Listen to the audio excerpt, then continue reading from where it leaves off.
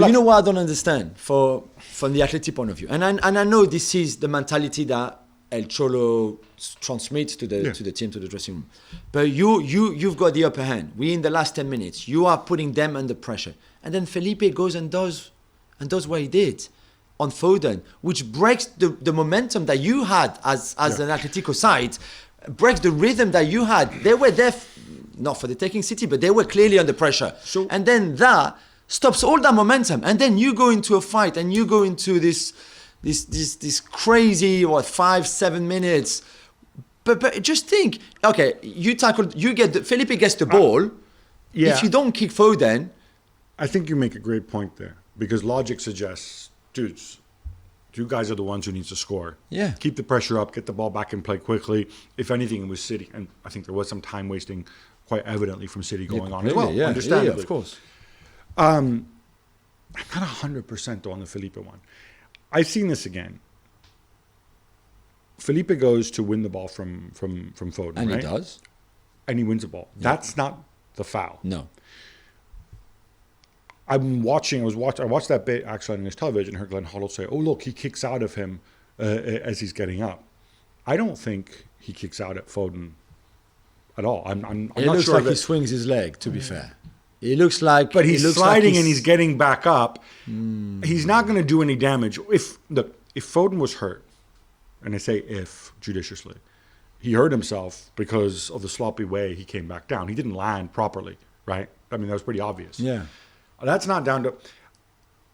I think the reason Felipe lost it there... I mean, there were two things going on. One is, obviously, the referee decided to show yellow, which I'm not sure was warranted at all. And at that point... Because he looks like he swings his leg.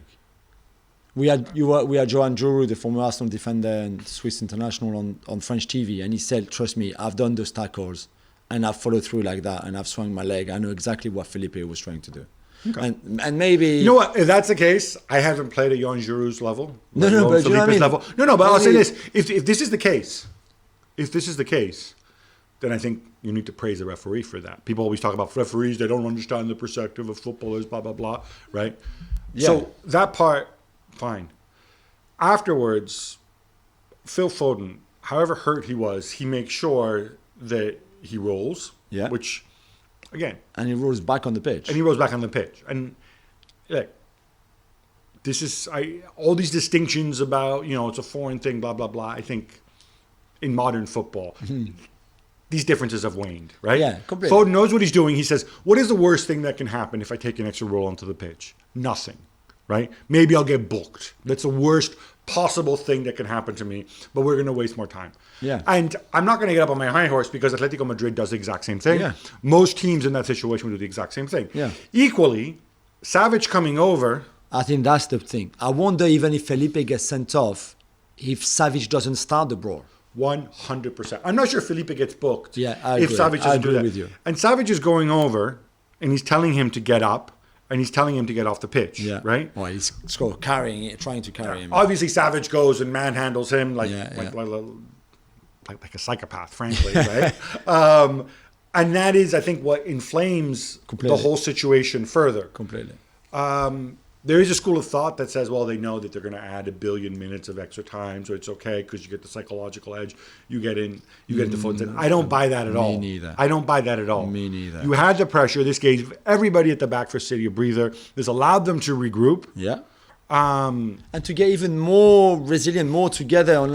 They would have seen the Savage trying to headbutt Sterling, Savage pulling the hair of Grealish, who did call him a see you next Tuesday just before. But I mean, and I think if you're City, once the play resumed, you go like, okay, now show them how resilient we are, how tough we can be as well. Which I think Atleti thought, okay, now we're in their minds, we're gonna go and walk over them, but they didn't. I don't know if they ever thought they were going to walk into them. I think they always viewed themselves as underdogs or long shots. No, but like for the last 10 minutes, because they thought they had that edge even at 10 men against 11. Is it fair to say that right now in world football, because marketing people and coaches, when things aren't doing well, they always talk about, we need to have a strong identity. We need to regain our identity. Yeah. What is our brand identity? The identity is easier to sell. Like marketing people love this because it's fuzzy and nonsense. And that's kind of what most of these people are, right? Yeah. I mean, how often you hear about United DNA, United identity, Yeah. this team has no identity, that's why they lose. Yeah, maybe they lose because they play badly, maybe it's because the manager makes mistakes, maybe they lose because, the other team were better, but no, it's because of identity, right? We agree there's no team in the world, I think, that has a stronger identity. Certainly no Champions League team that has a stronger identity than Atletico Madrid. With all the components. At home, I noticed Pep also dressed all in black. Do you think that was some psychological stuff? He didn't wear that. You know that stupid... No, but did you see after the big Felipe Savic incident? Then he was continuing to have words with Savic. You could see him on the touchline shouting towards Savic. I don't know what they were saying, but it didn't look nice. But I think Pep, stood up to the occasion in a way. I really do. Did. But like it almost is like his Slim Shady side in him. I was like, I'm not having this, El Cholo. I'm gonna go at you as well, like you do with other managers. And do you think that's why people. He dressed the way he did? Maybe he did. Because normally we used to see him and I'm sorry. He often wear. I don't want to make fun of was dark though. Manchester City's whoever makes Manchester City's apparel.